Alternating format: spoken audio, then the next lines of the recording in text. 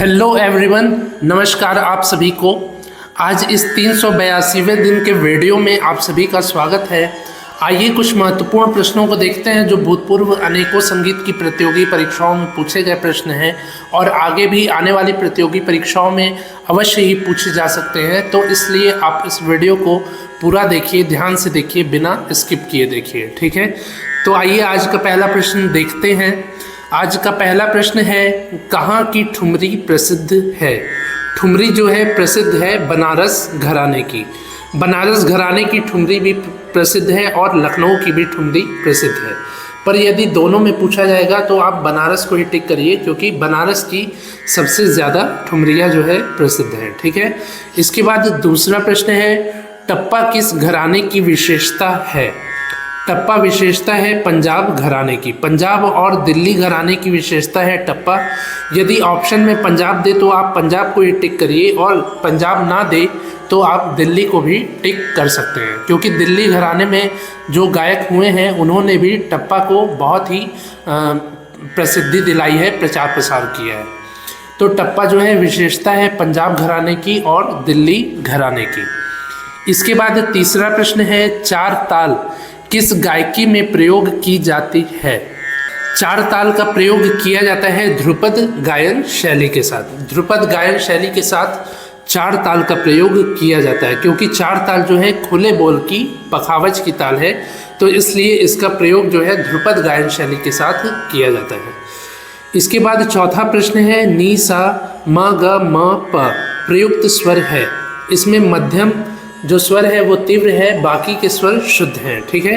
और निषाद स्वर जो पहला निषाद स्वर है इसके नीचे बिंदी लगा है, यानी कि ये मंद्र सप्तक का स्वर है। तो मंद्र सप्तक का निषाद स्वर के बाद मध्य सप्तक के स्वर आ रहे हैं, नी सा म ग म प। ये स्वर है मुल्तानी राग का। मुल्तानी राग में इस स्वर संगति का प्रयोग किया जाता है, ठीक है। इसके बाद पांचवा प्रश्न है, मुल्तानी राग का थाट है। मुल्तानी राग का थाट है तोड़ी थाट। तोड़ी थाट जो है मुल्तानी राग का थाट है, यानी कि मुल्तानी राग तोड़ी थाट का जन्य राग है।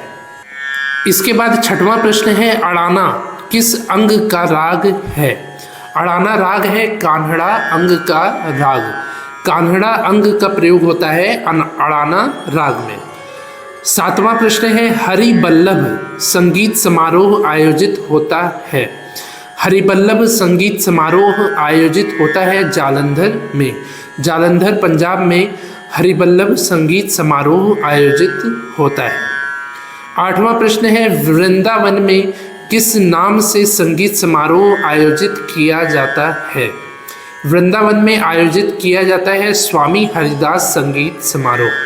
ये मैंने पिछली वीडियो में भी ये क्वेश्चन पूछा था कि स्वामी हरिदास संगीत समारोह कहाँ आयोजित किया जाता है। तो ये आयोजित किया जाता है वृंदावन में, ठीक है। यदि आपको नहीं पता है तो इसको ध्यान से समझ लीजिए कि स्वामी हरिदास संगीत समारोह वृंदावन में आयोजित किया जाता है और तानसेन संगीत समारोह ग्वालियर में आयोजित किया जाता है, ठीक है। इसके बाद अगला प्रश्न है, ठुमरी गायकी में प्रधान रस है। ठुमरी गायन शैली में प्रधान रस होता है श्रृंगार रस। श्रृंगार रस प्रधान होता है, मुख्य होता है ठुमरी गायन शैली में। 10वां प्रश्न है, अलंघन एवं अभ्यास किसके प्रकार हैं? अलंघन एवं अभ्यास प्रकार हैं बहुत्व के। बहुत्व के प्रकार हैं अलंघन एवं अभ्यास। और अल्पत्व के क्या प्रकार हैं वो आप कमेंट में ज़रूर बताइए, ठीक है। इसके बाद 11वां प्रश्न है, पंडित ओंकार नाथ ठाकुर जी का घराना है। पंडित ओंकार नाथ ठाकुर जी का घराना है ग्वालियर घराना। ग्वालियर घराने के हैं पंडित ओंकार नाथ ठाकुर जी। 12वां प्रश्न है, तानसेन जी के गुरु हैं। तानसेन जी के गुरु हैं स्वामी हरिदास जी। स्वामी हरिदास जी जो ध्रुपद गायक थे वे तानसेन जी के गुरु थे, ठीक है। तानसेन जी का अन्य क्या नाम है, इसका आंसर भी आप कमेंट में ज़रूर बताइए। इसके बाद 13वां प्रश्न है, आरोह में शुद्ध निषाद और अवरोह में कोमल निषाद स्वर का प्रयोग होता है। आरोह में शुद्ध निषाद और अवरोह में कोमल निषाद स्वर का प्रयोग होता है राग देश में। देश राग में आरोह में शुद्ध निषाद और अवरोह में कोमल निषाद स्वर का प्रयोग किया जाता है। इसके बाद अगला प्रश्न है त्रितंत्री वीणा या सहतार से विकसित वाद्य है।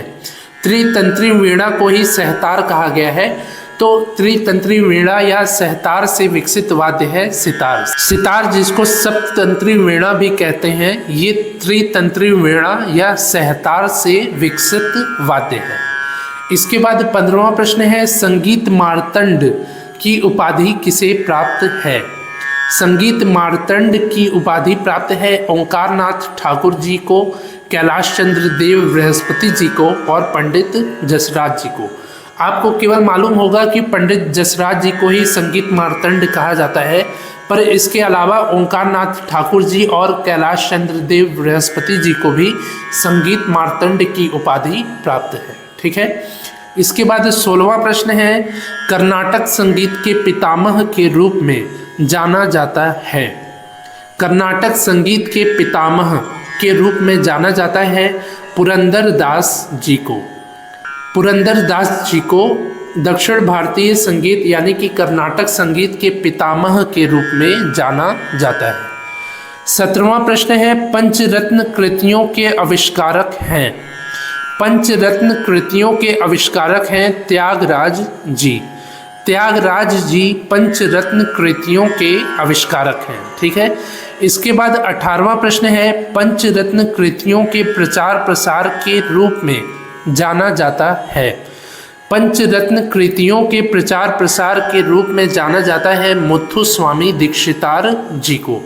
मुथुस्वामी दीक्षितार जी को पंचरत्न कृतियों के प्रचार प्रसार के रूप में जाना जाता है, यानी कि इन्होंने ही पंचरत्न कृतियों का प्रचार और प्रसार किया था मुथुस्वामी दीक्षितार जी ने। 19वां प्रश्न है 15 मात्रा की सवारी ताल को यदि झप ताल में सम से सम तक लिखा जाए तो कौन सी लयकारी होगी। 15 मात्रा की सवारी ताल या पंचम सवारी ताल को यदि झप ताल में सम से सम तक यानी कि 10 मात्रा की ताल में सम से सम तक लिखा जाए तो ये लयकारी होगी आड़ की। आड़ यानी कि 3/2 की लयकारी होगी यदि 15 मात्रा की सवारी ताल को 10 मात्रा के झप ताल में लिखा जाए तो। इसके बाद 20वां प्रश्न है त्यागराज जी भारत के किस भाग से थे। त्यागराज जी थे दक्षिण भाग से। भारत के दक्षिण भाग से त्यागराज जी थे। ठीक है। त्यागराज जी का जो जन्म है दक्षिण भारत में ही हुआ था और इनका संबंध भी है दक्षिण भारत से। तो ये हो गए आज के 20 महत्वपूर्ण प्रश्न। मुझे उम्मीद है कि आपको ये प्रश्न अच्छे से समझ में आए होंगे। यदि समझ में आए हों तो आप इस वीडियो को लाइक करिए, ज़्यादा से ज़्यादा अपने दोस्तों से शेयर करिए और यदि कुछ पूछना हो तो कमेंट भी ज़रूर करिए। ठीक है। आज ये 382वें दिन का वीडियो है। इसके पहले मैंने 381 वीडियोज़ को बनाया है जिसके प्लेलिस्ट का लिंक नीचे डिस्क्रिप्शन में है। यदि आपने अभी तक उन महत्वपूर्ण वीडियोस को नहीं देखा है तो अवश्य ही देख लीजिए, जिससे कि आपके आने वाले प्रतियोगी परीक्षाओं की और भी बेहतर तैयारी हो पाए। और आगे भी ऐसे ही महत्वपूर्ण ज्ञानवर्धक प्रश्नों को देखने के लिए आप इस चैनल को सब्सक्राइब ज़रूर करिए। ठीक है। तो मिलते हैं अगले 383वें दिन के वीडियो में। तब तक के लिए नमस्कार, धन्यवाद।